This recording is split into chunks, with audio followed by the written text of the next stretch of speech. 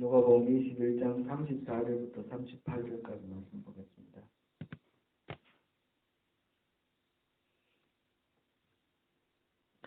누가복음 21장 34절부터 38절까지 한 목소리로 봉독합니다. 너희는 스스로 조심하라. 그렇지 않으면 방탕함과 술 취함과 생활의 염려로 마음이 둔하여지고 뜻밖의 그날이 습과 같이 너희에게 임하리라. 이날은 온 지구상에 거하는 모든 사람에게 임하리라.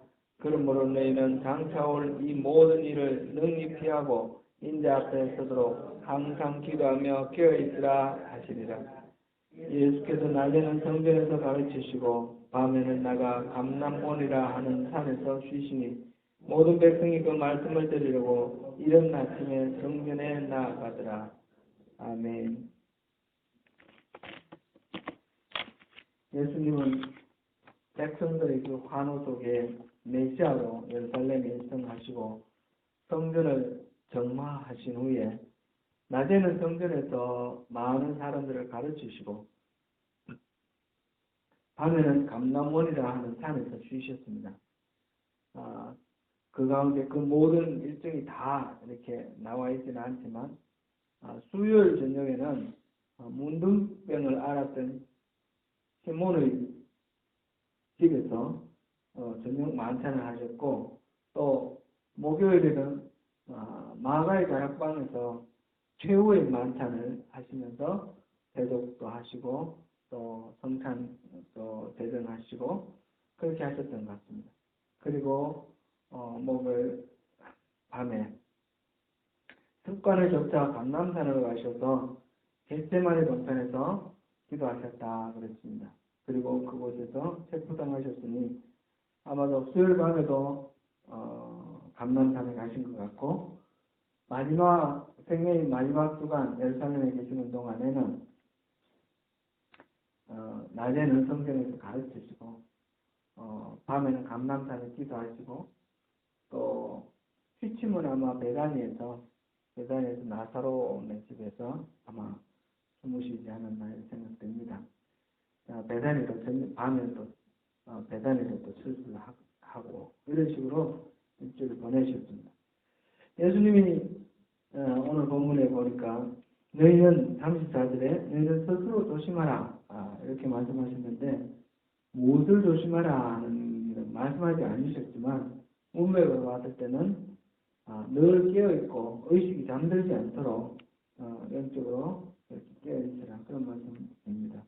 이 말씀은 예수님의 가르침이 절정을 나타냅니다. 누가복음 21장 들어오면 예수님께서 성전이 곧 무너뜨려질 것과 환란이 다가올 것을, 그 환란의 징조를 말씀하셨습니다.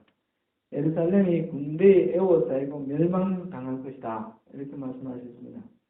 이 예고는 1차적으로 역사상 실제로 예루살렘의 멸망을 가리키는 그런 말씀으로 볼 수도 있습니다. AD 66년부터 70년까지 13년이 더 걸리는데, 그동안에 이른바 이 제1차 유대전쟁이 걸렸는데, 이 유대전쟁에서 예루살렘은 철저히 파괴되었고 그 많은 유대인들이 포로로 끌려가고 그 예루살렘에서 쫓겨난 그런 상태가 됩니다.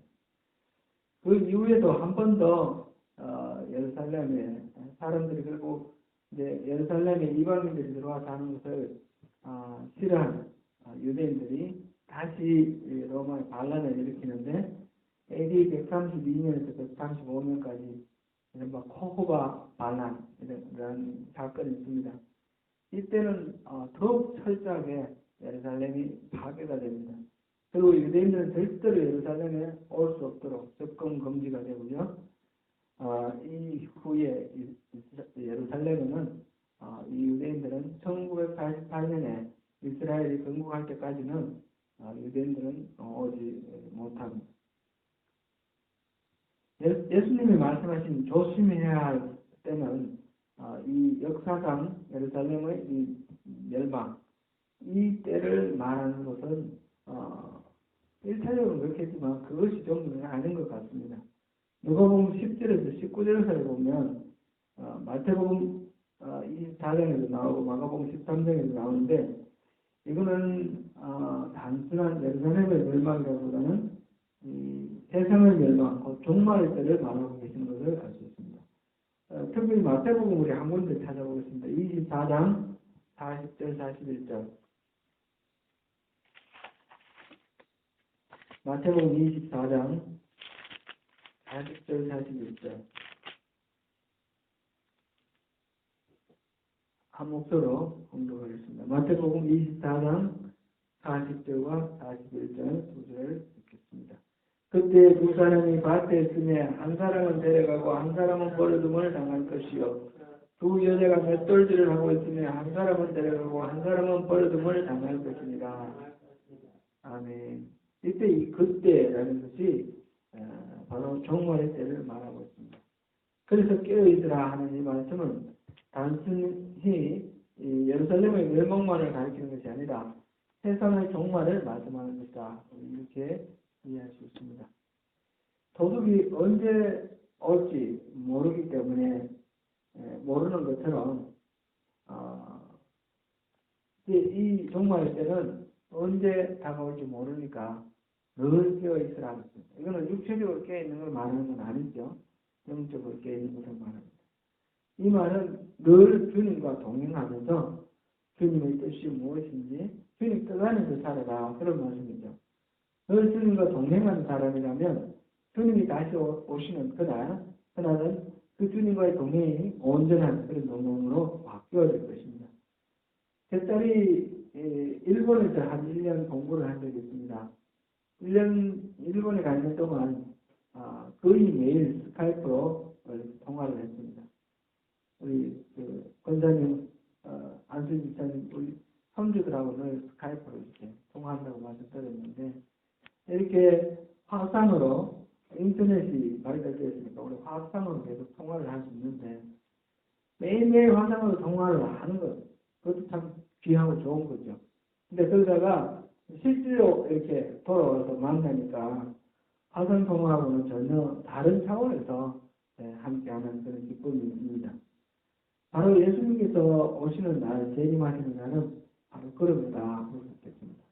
지금 기도하고 묵상하고 우리 살아가면서 늘 예수님과 동행하는 이것이 예수님이 재림하시면 이 지금은 불완전한데 이 동행함이 완전한 동행함으로 그렇게 바뀔 것입니다. 예수님이 이렇게 오시는 날은 사실은 심판의 날입니다. 구원받는 자에게는 영원한 생명으로 말할 수 없는 기쁨으로 예수님의 이 재림을 맞이할 수 있지만 구원받지 않은 자에게는 이 날이 바로 영원한 벌의 날, 그래서 끔찍하게 짝이 없는 비극의 시작으로 그렇게 이 날을 맞이하게 될 것입니다.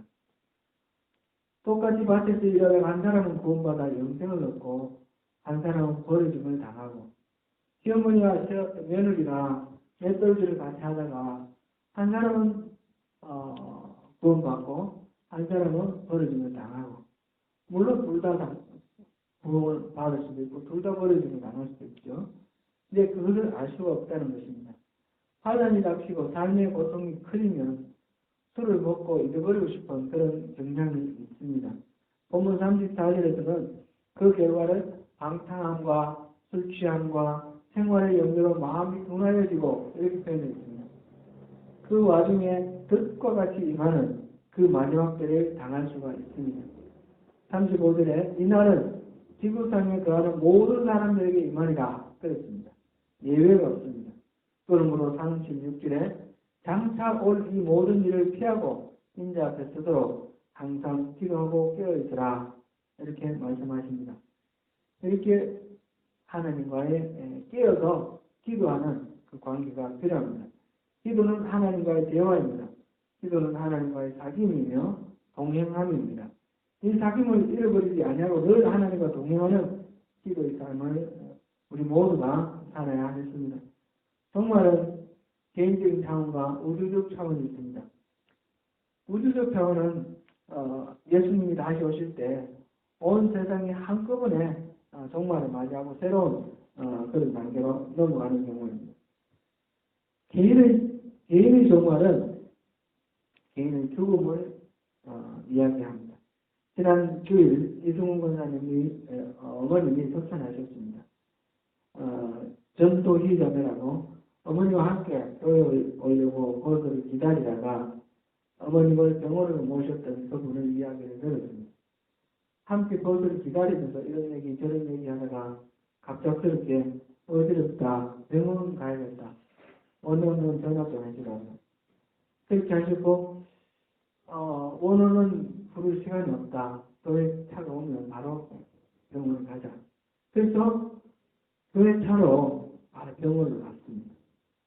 그리고 쓰러지셨다고 그랬고요. 그래서 교회 차로 병원을 가서 차를 탔는데 타고 한 3, 4분 있다가 심장이 멎었다고 그랬어요.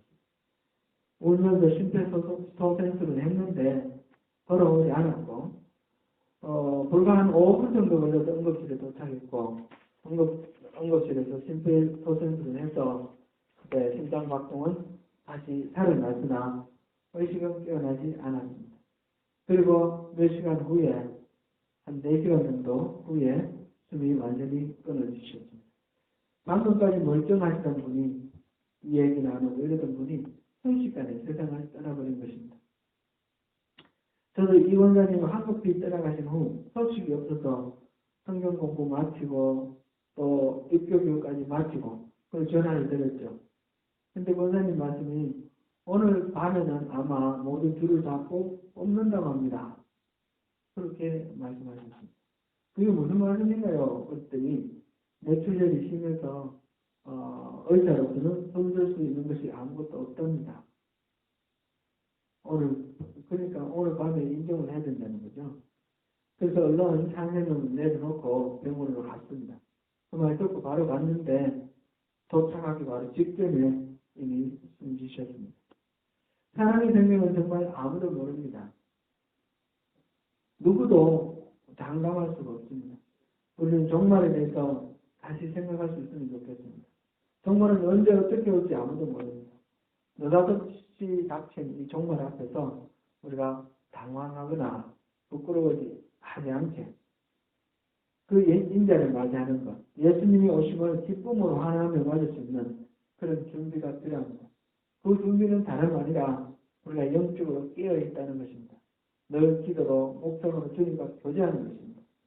사랑하는 성도 여러분, 오늘도 주님의 마지막 단골 말씀 마음에 새기시면서 악한 영의 거짓에 속지 말고 영적으로 깨어있어서 주님 안에서 누리는 그 천상의 복을 하루 종일 또 앞으로 매일매일 우리 주님 앞으로 가시는 그날까지 그렇게 누리며 사시는 우리 모두가 되시기를 축원합니다.